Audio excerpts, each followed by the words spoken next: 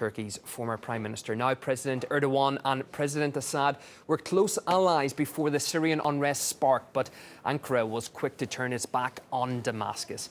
Turkey has reportedly been arming and providing refuge to some Syrian rebel forces since 2011. Joining us live now from London is journalist and activist Sukant Chandan. Thanks indeed for joining us.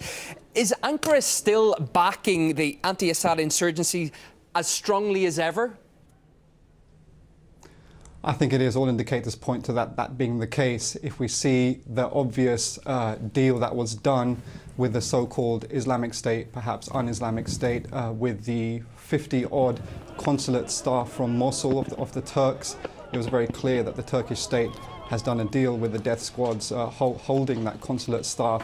If we understand that 12,000 so-called jihadis, these are not jihadis, these are death squad members, some of which have gone from London and England and France and Belgium, has gone through the Turkish-Syrian border, and nothing could be clearer.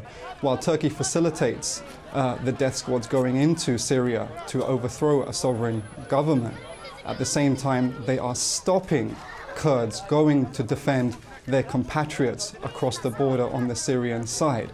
So really the whole situation is very clear, and this is a strategy that is part and parcel and in harmony and synchronization and coordination with the leading NATO powers, especially France, Britain, the United States, to develop the circumstances for bombing Syria, not to confront the so-called Islamic State, because they've been facilitating their rise there, but to actually have a strategy in place to bomb the Syrian Arab army and the Syrian government, because they really want to finish the job, but that remains to be seen whether that can be possible. But what about the logistics even of the whole thing? Is Turkey in a position to deal with such a massive influx of refugees currently? Well, Turkey has to really deal with the fallout of its own policy. If you're going to conduct war and terrorism, state-sponsored, Turkish state-sponsored terrorism against your neighbor, which you had hitherto been an ally of, then you're going to have to deal with some of the fallout. Now, obviously, Turkey has a long-standing intergenerational policy, actually, of anti-Kurdish policy, wiping out tens of thousands of villages in the late 90s in the Kurdish area of Turkey.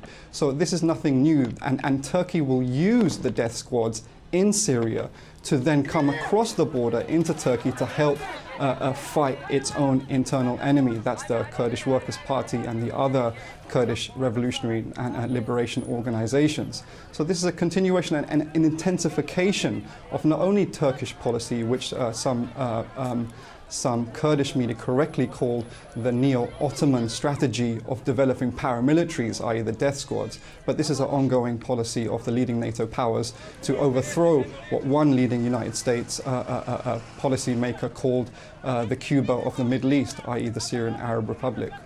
Okay, now a number of top US officials say there's no way to avoid a ground operation if Washington and its allies want to defeat Islamic State. Why is the US government therefore objecting to that?